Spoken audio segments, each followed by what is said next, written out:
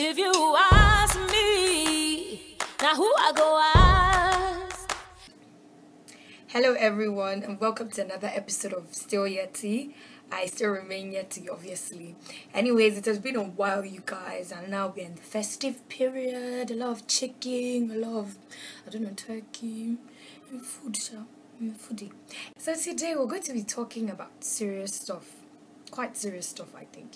Yes, my country, Nigeria. Firstly,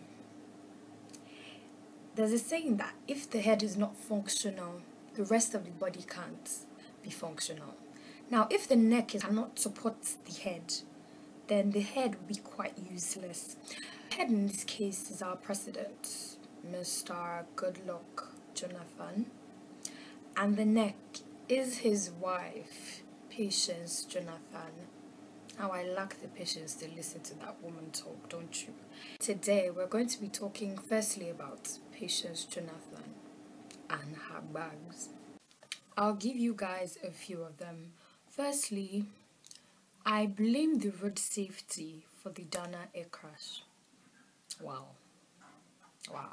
You're just gonna up and blame the road safety, really? Cool. Well, we're not angry. Cool. Okay, let me go on. Boko Haram will be going up and down, bombing buildings, killing fathers, and making their children widows. Someone please get this woman brighter grammar. I will rather kill myself than commit suicide. This is a classic. Than my fellow widows. Your husband's not dead. Why? Do you want to kill him? Do you want to kill our president? My husband Jonathan is the best couples on earth. Wow. Why are you blaming my husband for the Boko Haram attackment? Wow. This is wow, I can't speak. So moving on to the second problem, that's Boko Haram. Yes, speaking of Boko Haram, well, it has a very long name which I can't pronounce, but the name Boko Haram was coined from the Hausa language. Boko meaning Western education or alphabet, and Haram meaning sin or forbidden. So it's basically saying Western education is forbidden to them. Now, from the year 2001 to 2013, it has been estimated that over 10,000 deaths can be attributed to Boko Haram. They've killed more or less, a little less than 10,000 people. There's this common misconception about Boko Haram that people have in general, that all Muslims or most Muslims are Boko Haram members. Really, this is the 21st century. We need to wake up and think like people who live in the 21st century.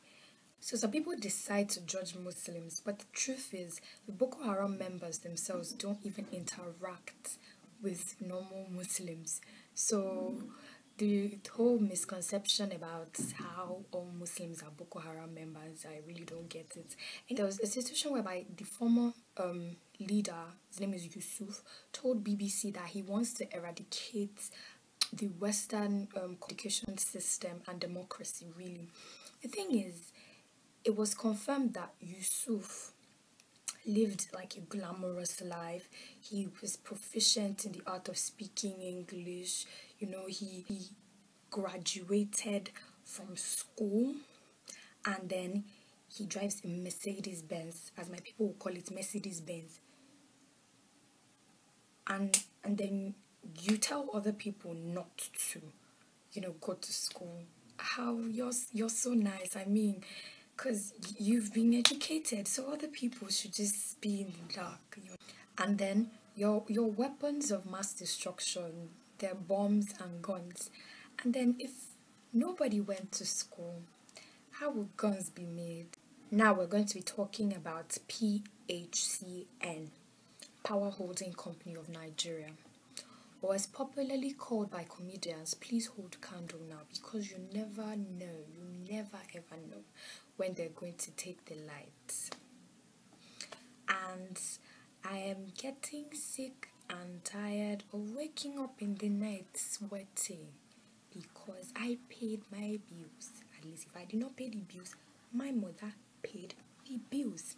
Now, PHCN before 2013 was a public organization, and from the definition of that, that is an organization made by the government solely for the welfare of the people, not for profit making purposes or everything. But Nigeria, they always find a way to turn everything into profit making organizations. Profit is good, but not when, you know. Lastly, we have the government itself. I'll give you an example: House of Reps, House of Representatives.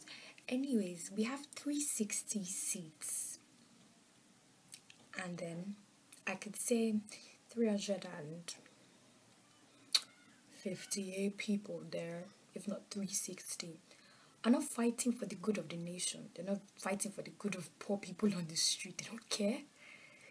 They're fighting for themselves, what their own children will eat, where their children will sleep, what school their children will go to. And it makes me very sad inside. Now, you're a woman, they pass a bill, you don't like it. For you to get there, like Chimamanda said, the higher you go, the less women you see or meet. For you to get there, it should bring a form of courage, and then you go there and you are being beaten on national television. And your little kids are watching you. Your husband's watching you. Your family members are watching you. Your friends are watching you being beaten. When people say women engage in fights, not fights like, just with words or insults. Fights with fists, chairs. And somebody else will see this and say, wow, what a country. They're fighting for their people. But it's not that. The true question is, when is Nigeria going to change? Now? Tomorrow? 10 years? 20 years? How old are we? They say, be the voice of your nation. Voices are supposed to be acted upon. When people speak, people are supposed to listen. But all I hear is voices. Just voices. Chimamanda is a voice. Wole Soyinka is a voice. I believe I am a voice in some sort of way. But the truth, my Nigeria, is when we will change. Now, I said I told some of my followers on Twitter that I will be featuring Twitter responses, and when I tweeted about problems of Nigeria, I got a few responses. So let me mention about 3. At Mr. Tayo, he said negligence, illiteracy, greed, lack of hand and foresight. And then at Chosen Ray, they compromise a lot. They don't stand for the truth. That's our government. And then McCoy05 had a lot of things to say about standards, railroads, and how they irritate him. Anyways, till next time. Bye-bye, guys.